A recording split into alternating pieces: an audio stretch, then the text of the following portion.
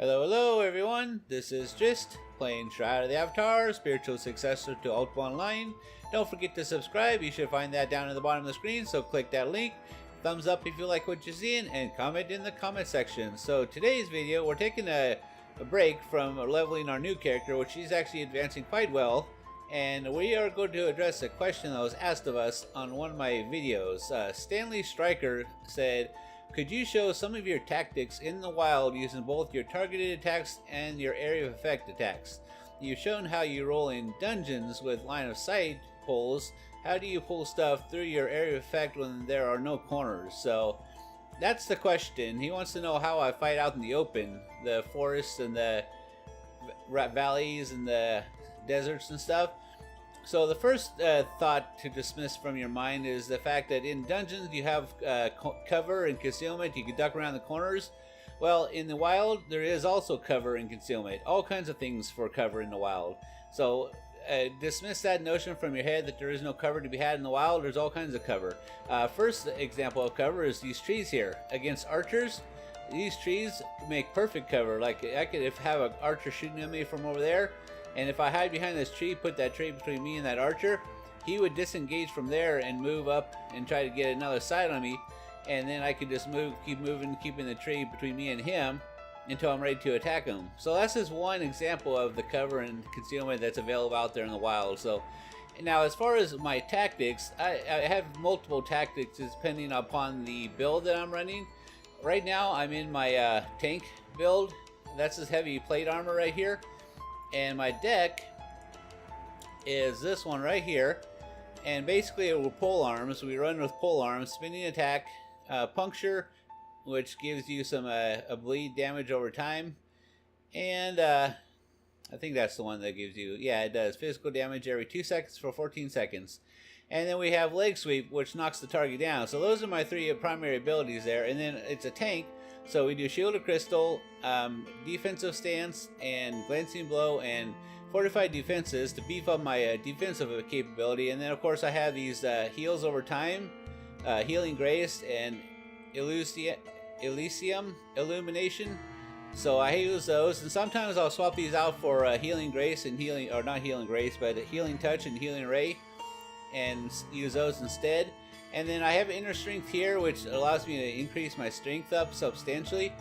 Sometimes I'll swap that out for a taunt or something like that. So it's really situational, but this kind of is the gist of it here. So the way I would run a tank, I pretty much just wade into stuff. He can take a lot of damage, so you get your buffs on. And I keep my paper doll window open there, so I can see my damage avoidance where it's at, like if I need to apply one of my damage avoidance. Now see the archer shooting at me? I can actually put this between me and him, and he will move to try to get a better shot on me. And plus it acts as cover, so I can hit that, see he's moving on me? And it allows me to focus on somebody other than him, while he's trying to get a sight on me. I'm actually able to take down this fighter here and see he keeps moving because he doesn't like that tree to be in there. And then of course the rule of thumb is you go after archers first. So archers and then mages. So he's going to try to run for me because I get up close to him. And now I'm being attacked by that mage. But like I said, this is a tank, so he can pretty much handle a lot of stuff. And now we can go after the tank there. Or not the tank, but the mage. And this is where I would use the healing touch and healing ray instead of these heals over time, because then I can just spam them periodically. So my other build is actually my fire build, and let's look at that real quick. And he's wearing chainmail with this one because he's meant to be a more agile on the move type of build. So he's wearing chainmail, meteoric chainmail, and as such I have dash over here, and then sometimes I will use my potion of wolf speed to keep my speed up. But the skills I use for this one is Ring of Fire. And now the thing with the fire tree is a damage over time tree. So basically you apply dots to the targets, and then you can focus on keeping yourself alive and just reapply those dots periodically. So one of those is Ring of Fire, and it's an area of effect damage over time type of skill. So you apply it in a specific area of the map, and either enemies run into it or you drag them into it. Either way, when they get into its radius, you get a damage over time effect on them. And then the other one is Emulation, which is the one around my person. So if I move close to somebody and they get within its radius, they'll get a fire damage over time on them from that. And then of course we have Fire Arrow, which if I hit somebody with it, once again, it'll give them fire damage over time as well. So this is all about the dots, keeping those dots on your target and reapplying them when needed. So the way I would approach this particular tree is, the other one, my tanky one, was locked because I would just charge my cards up to 5 and then swing, and charge my cards up to 5 and then swing. With this one, I find it's much more effective to stack my stuff, because I only use it once or twice, and then I can save a stack until I need it again, until I need to apply the dots again. So as such, I will sit here before a fight and stack up my cards here until I have, in my case, 6 stacks. So there we go. I got 6 of the Ring of Fire, and I have 6 of the Fire Arrow and 6 of that. Nope, not 6 of that. There we go, 6 of that. So what I'm going to do here is I'm going to apply that to my person. So now that's on me, and then I keep this Mind Lock here to refresh those so they don't go away on me. And then it's all about placing that Ring of Fire somewhere where it can do the most damage. And you're looking for choke points or places on the map where you can draw the enemy through the Ring of Fire. And an example of that is actually right up here. Around this corner is the Elven camp, and if I drop this Ring of Fire right here, they will run up through there to try to get to me.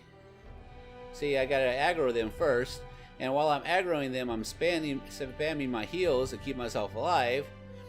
And then, let's watch what happens. See, they all run up, they're chasing me after me, and as they're chasing after me, they're running through my fire there, and those dots are actually getting on them, and you can see it's taking them down. And all I do at this point in time is I just shoot, move, and I stay alive. So they're all dead there. And then I can stack myself again while I'm getting in position to go after another group. So, and when I say there's cover everywhere, these tents can be used as cover, the trees can be used as cover, rocks can be used as cover. Like I said, everything can be used as cover. You look for areas on the map that you can consolidate all your enemies. And one thing is, tents could be a perfect spot. Draw them into the tent, and then light the fire under their backside, and they'll run into the tent after you. See that? And as they come into the tent, you just spam your heals to keep them alive, and they're going to burn. So watch this. See? They're trying to take me down, but they're burning in the process because I've just created a hot tent for them here. And all I do is sit back and spam my heals to keep myself alive. So that's just one technique that I use. Alright, so I'm going to show you another technique of mine. And this has to do with being able to stay mobile and staying alive. And so as you can see, I've already got my skills stacked up. And I'm looking for that grizzly bear, right? Let's say I want to fight him, but I'm not very tanky. So I'm going to draw him by hitting him with that. Now he's going to come into my fire. And then all I'm going to do is run around this tree here and let him keep getting burned by my fire until he dies. That's a good technique right there. If you're using a fire tree, place your area of effect of Ring of Fire next to a target like a rock or a tree or something that the enemy can't come through, and then you just kite around the tree and keep the tree between you and them. So that's a technique I use a lot. In fact, the troll that's in here in Ruined Keep, that's the exact technique I used to beat him on release day. Release 54, I've actually beat him up here. There's a massive boulder in the area, and I actually, I didn't know he was there first of all because I wasn't keeping up on my release notes. So I was kind of surprised when I got across this bridge, got over there, and all of a sudden this big troll was chasing after me. But there was a big boulder there, and I basically placed Ring of Fire next to it, and I would just kite around the Ring of Fire, or around the boulder, and he would run through it, and I would do my jumping maneuver and stuff. And it was a rough fight, but that's how I beat him. So that's one technique. Now as far as breaking one target away from multiple targets to fight them by themselves. And the reason you might want to do this is if you're doing sieges and you get a siege with like 3 or 4 Cabalists, you can separate one Cabalist from the group. And this fire arrow is a perfect skill to do that with. When you hit a target with the fire arrow, it will give a damage over time on that target. So basically you can target that one creature, put some damage on him that's not going to go away anytime soon, and he will chase after you, and the other ones, if you do it right, won't. And an example of this would be right up here. This bridge actually has multiple trolls on it, and we're going to see if we can't pull just one of those trolls to us and fight him by ourselves. So, and what you're going to do is you're going to target get close enough so you can target them, and then you're going to hit them with that. Oh, yep, we wanted to do that. We need to get 6 stacks of our one thing on us first. And we use Mind Lock to keep everything there.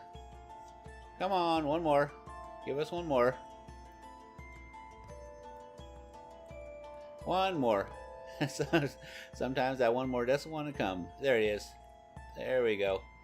Now we can separate one of these trolls from the group. So we're going to hit them with our arrow. And then we're going to pull back, drop our fire arrow here, our ring of fire there, and now we're just going to run around him. And you can also run around your fire. Run around your fire, and he will stay in the fire there.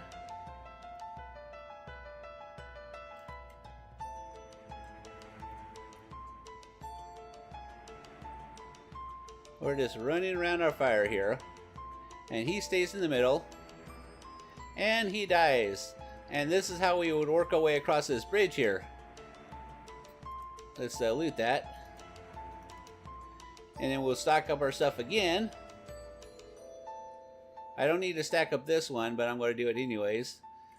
Once we have 6 more of this ring of fire. And we don't need 6 of that fire arrow, just 1 of the fire arrow to make this work.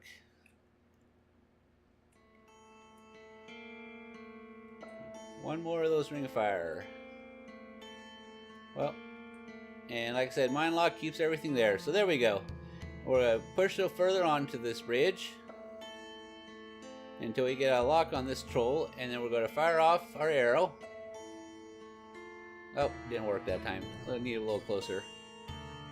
And then back up. Shoot, we lost our ring of fire. That's fine. Want to work.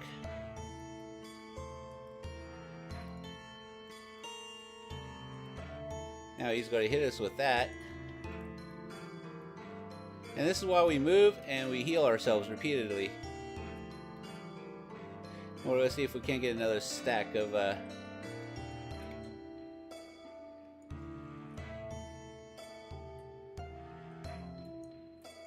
there, 5.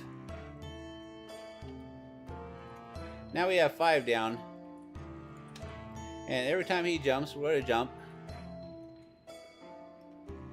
And we're just going to keep him, hopefully, inside of our ring of fire there. He doesn't like to stay in there, though. Get back here, you bastard. We'll put it there. You won't come to the ring of fire, it'll come to you. Crap.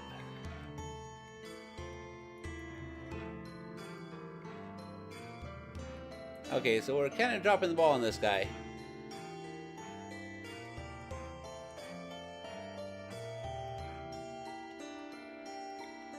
And that's what those heals are for there.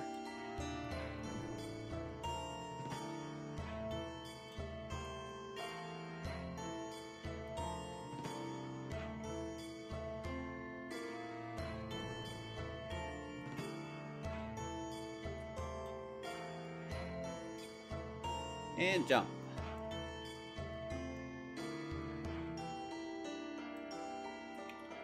And he's about dead anyways. And he's dead.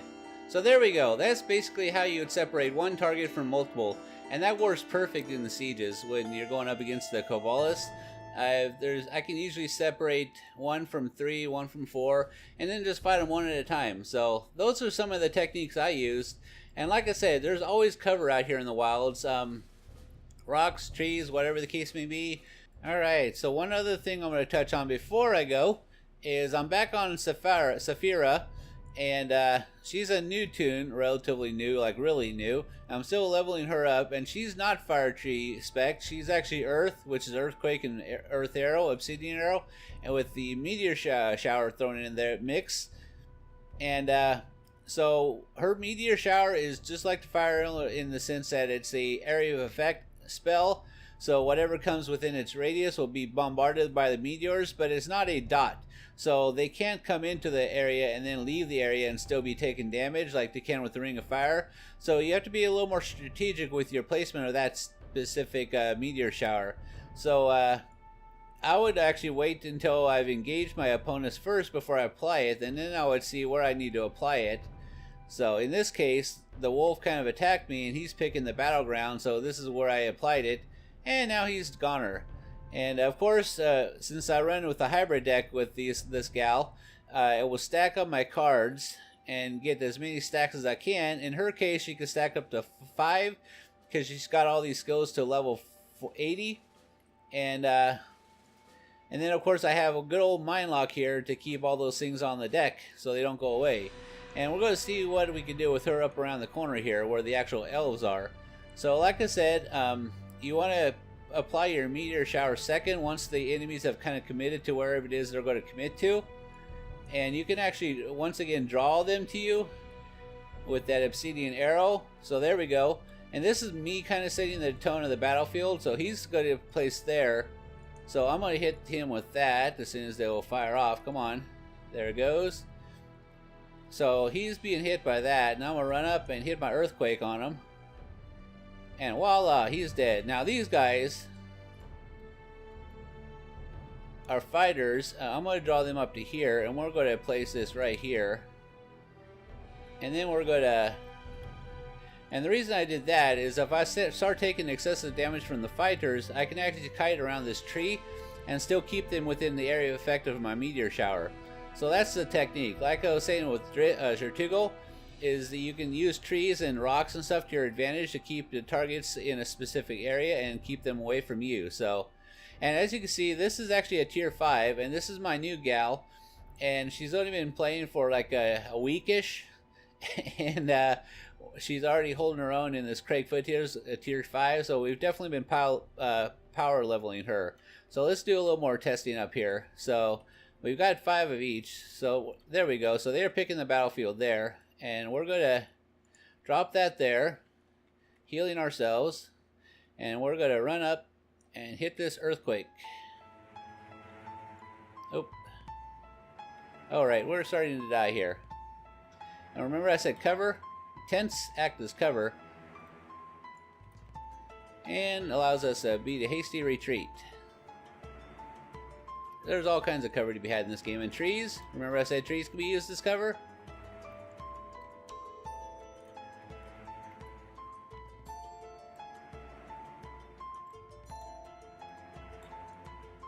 There we go. So, and you get close to these archers, they will actually,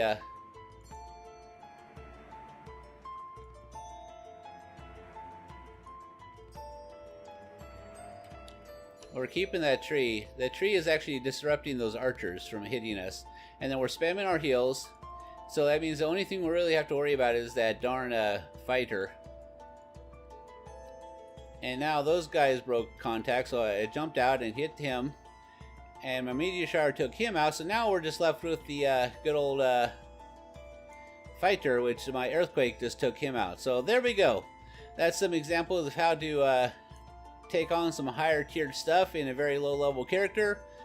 Anyways, this has been Drist, and give you some examples of tactics I use to stay alive in this game using the fire tree, some tanking stuff, and some non-fire tree area effects. So if you like what you're seeing, give me a thumbs up, comment in the comment section, and don't forget to subscribe. I will see you next time.